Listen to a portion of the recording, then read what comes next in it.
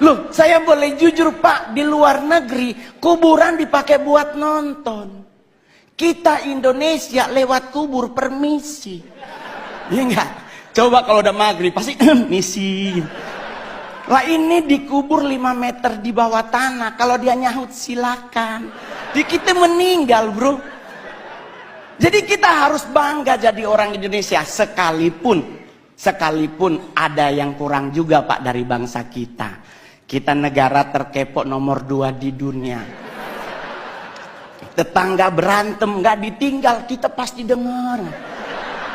Ya kan, Perancis bom meledak penduduknya hilang. Indonesia bro, Sarina meledak, nggak nyampe 15 menit jalan Sabang, jalan Jaksa, Tanah Abang numpuk semua di perempatan. Ini polisi lagi tembak-tembakan, oh yang mana bro, yang mana? Nggak ada takut-takutnya loh Pak. Jadi kita wajar kalau negara kepo, Pak, serius. Bukti kedua di mana Pak? Saya nongkrong Senayan City Pak. Sorry Pak, udah artis ya Pak. Kalau dulu Keramat Sentiong Pak. Saya tinggal di Keramat Sentiong, sekarang udah pindah Anak Selatan.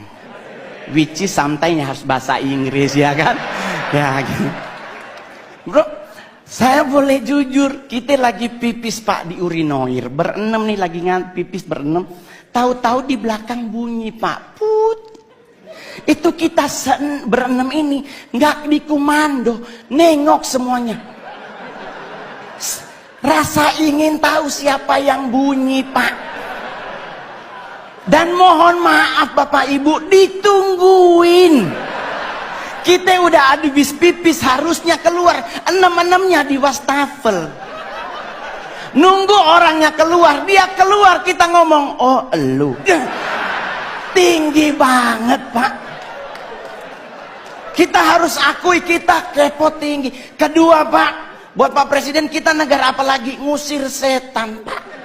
Padahal mohon maaf Bapak Ibu, setan di luar negeri pakai jas. Menakutkan pasti karena ada belati, ada panah, ada pedang. Kita Indonesia setannya dari 170, 80%-nya difabel. Indonesia setannya mayoritas cacat Pak. Ya kan, suster ngesot, wewe gombel, pocong, semuanya butuh dibantu, tapi kita ketakutan Pak. Lah, saya mau ngasih tahu ya teman-teman, suster ngesot nggak mungkin ke rumah kita. Nih Pak, saya anak Tanjung Priuk, rumah sakit itu Koja. Otomatis suster ngesot hanya ada di rumah sakit. Kalau dia mau nyebrang ke Warakas, meninggal lagi Pak. Kan kontainernya banyak Pak, ya kan? Dia lagi cek, ya Allah, balik lagi sampai subuh Pak. Kalaupun dia bisa nyebrang, nggak mungkin nakutin Pak, pasti minta betadin, beset kakinya Pak. Jadi orang nanya sama saya Pak, terus ngusir setan apa yang harus kita lakukan? Jangan main dibaca aja Pak. Kalau Muslim dibacain ayat kursi, Kristen dibacain ayat Alkitab atau agama yang lain. Yang paling benar jangan dulu dibaca, tanya dulu setannya, lu agama apa? Iya kan? Takutnya dia Kristen dibacain ayat kursi kan gak kena bos. Iya kan?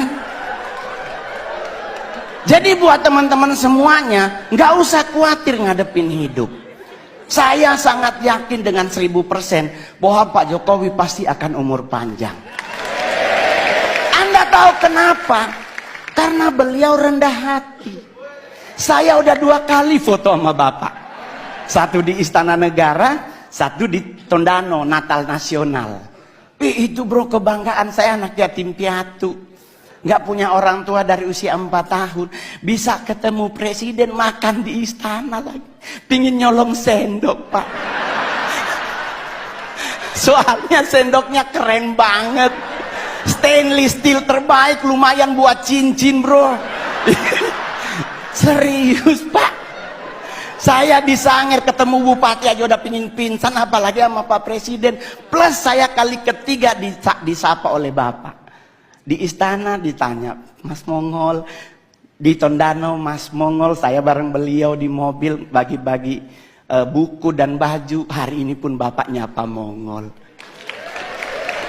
Keren Pak. Ya mudah-mudahan foto bersama lagi. Jadi Pak, saya bangga banget memiliki presiden seperti Bapak. Ya kan? Kenapa bisa umur panjang? Beliau rendah hati. Ini yang paling terakhir.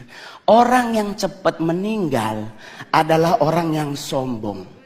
Ajaran agama Kristen dan Islam sepakat.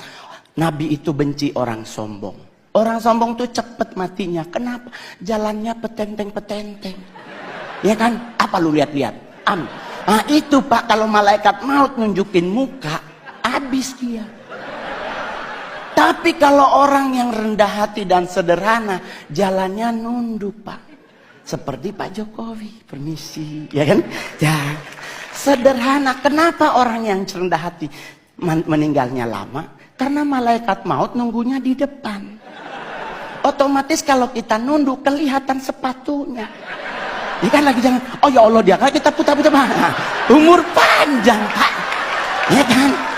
Iya dong. Yang kedua, yang lama mati adalah orang apa?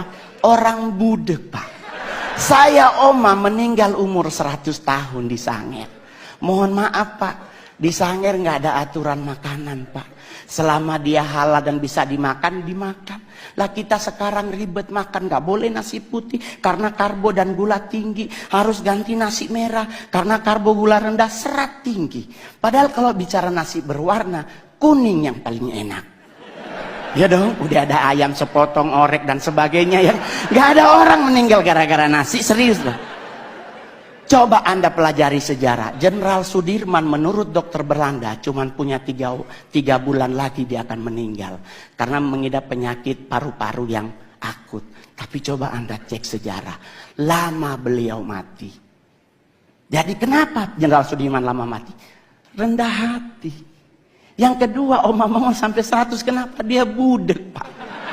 Mungkin malaikat maut udah manggil dari umur 70. Ibu gimana? Oma Mongol nggak denger Pak. Kenapa orang budek lama mati? Orang dipanggil sebelah aja dia nggak denger, apalagi sama yang di atas, ya kan? Ya.